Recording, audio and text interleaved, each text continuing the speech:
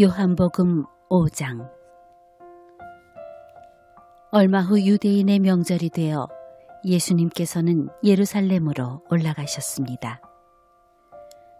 예루살렘에 있는 양의 문 근처에 기둥 5개가 있는 연못이 있었습니다.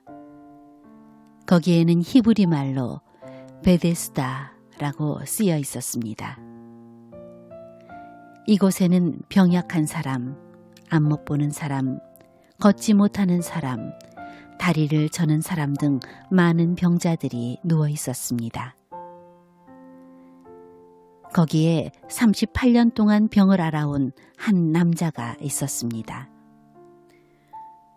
예수님께서는 그 남자가 누워 있는 것을 보시고 그가 아주 오랫동안 병을 앓아온 사람이라는 것을 아셨습니다. 그래서 그에게 물으셨습니다. 낫기를 원하시오? 병든 사람이 대답했습니다. 선생님, 물이 움직이기 시작할 때 제가 연못 안으로 들어갈 수 있게 도와주는 사람이 없습니다. 제가 물속으로 들어가려고 하면 다른 사람이 저보다 앞서서 물속으로 들어가곤 합니다. 그때 예수님께서 말씀하셨습니다. 일어나서 당신의 침상을 들고 걸어가시오. 그 즉시 그 남자는 병이 나았습니다. 그는 그의 침상을 들고 걸어가기 시작했습니다. 그런데 그날은 안식일이었습니다. 그래서 유대인들은 병이 나은 그 남자에게 이렇게 말했습니다. 오늘은 안식일이요. 안식일에 당신이 침상을 들고 가는 것은 율법을 어기는 일이요. 그러자 그 남자가 대답했습니다. 나를 고쳐주신 분이 나에게 침상을 들고 걸어가거라 하고 말씀하셨습니다. 당신에게 침상을 들고 걸어가라고 말한 사람이 도대체 누구요? 라고 유대인들이 다시 물었습니다. 그러나 병고침을 받은 사람은 어떤 사람이 자기를 고쳐주었는지 알 도리가 없었습니다. 왜냐하면 그곳에는 많은 사람이 있었고 예수님께서는 이미 군중 속으로 사라진 뒤였기 때문입니다. 얼마 후 예수님께서는 성전뜰에서 그 남자를 만나 그에게 말씀하셨습니다. 보시오, 당신은 이제 다시 건강해졌으니 더 악한 일이 당신에게 닥치지 않게 다시는 죄를 짓지 마시오. 그 남자는 그 자리를 떠나 유대인들에게 가서 자신을 고쳐주신 분이 예수님이라고 말했습니다.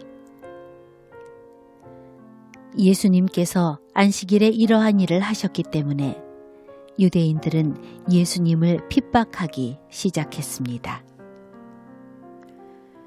그러나 예수님께서는 그들에게 이렇게 말씀하셨습니다. 내 아버지께서 지금까지 항상 일하시니 나도 일한다. 이 말 때문에 유대인들은 더더욱 예수님을 죽이려고 안달하였습니다. 그것은 그분이 안식일을 범할 뿐만 아니라 하나님을 자기의 친아버지라고 불러 자기를 하나님과 동등하게 여기고 있기 때문이었습니다. 그러나 예수님께서 말씀하셨습니다. 내가 너희에게 진리를 말한다. 아들은 어느 것 하나도 혼자서 할 수 없다. 아들은 다만 아버지께서 하시는 일을 보고서야 그것을 할 수 있을 따름이다. 그것은 아버지께서 무엇을 행하시든지 아들도 행하기 때문이다. 아버지께서는 아들을 사랑하셔서 그분이 하시는 모든 일들을 아들에게 보여주신다. 너희에게는 놀랄 만한 일이겠지만 아버지께서는 이보다 더 큰 일들을 아들에게 보여주실 것이다. 아버지께서 죽은 사람을 부활시키시며 그들에게 생명을 주시는 것처럼 아들도 자기가 원하는 자들에게 생명을 줄 것이다. 이뿐 아니라 아버지는 아무도 심판하지 않으시고 심판하는 모든 권한을 아들에게 맡기셨다. 하나님께서 이렇게 하시는 것은 모든 사람들이 아버지를 존경하듯이 아들도 존경하게 하기 위해서이다. 아들을 존경하지 않는 사람은 아들을 보내신 아버지도 존경하지 않는 것이다. 내가 너희에게 진리를 말한다. 누구든지 내 말을 듣고 나를 보내신 분을 믿는 사람은 영원한 생명을 얻었고 심판을 받지 않을 것이며 사망에서 생명으로 옮겨졌다. 내가 너희에게 진리를 말한다.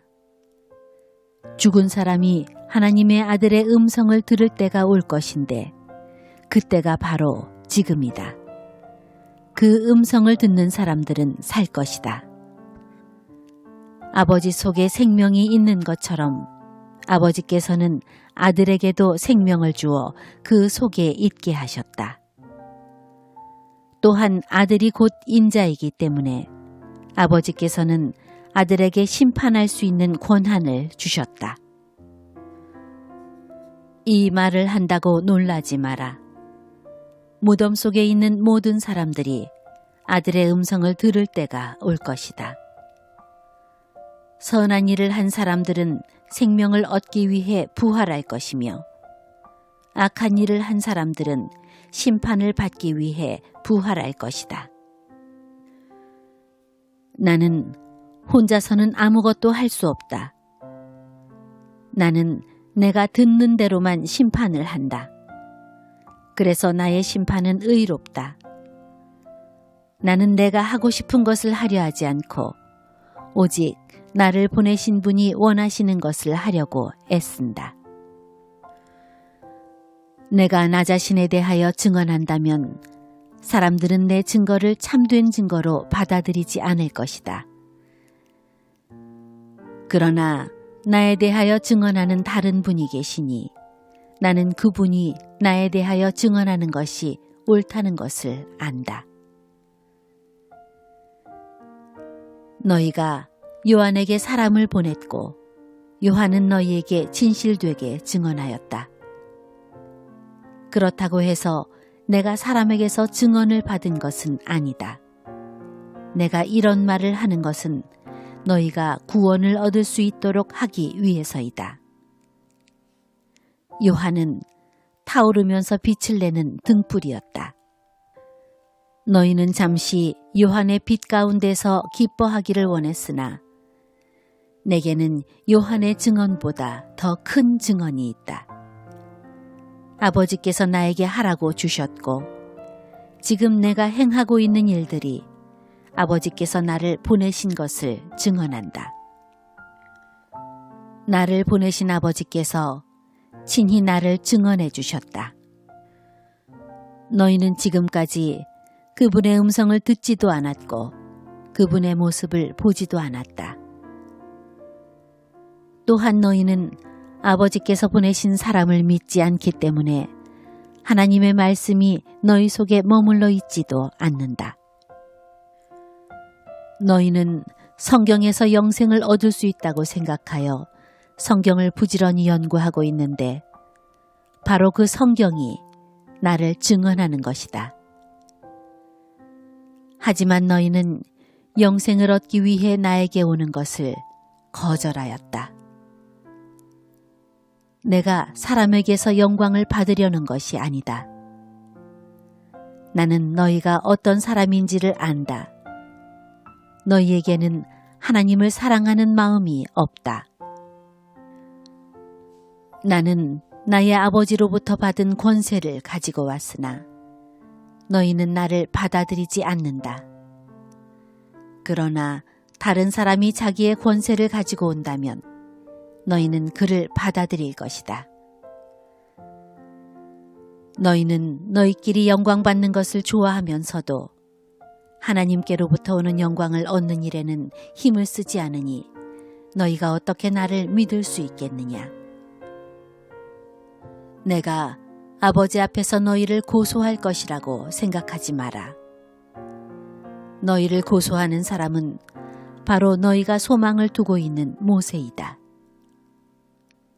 너희가 모세를 믿었다면 나를 믿었을 것이다. 왜냐하면 모세가 기록한 것이 나에 관한 것이기 때문이다. 너희가 모세의 글을 믿지 않는데 내가 말하는 것을 어떻게 믿을 수 있겠느냐?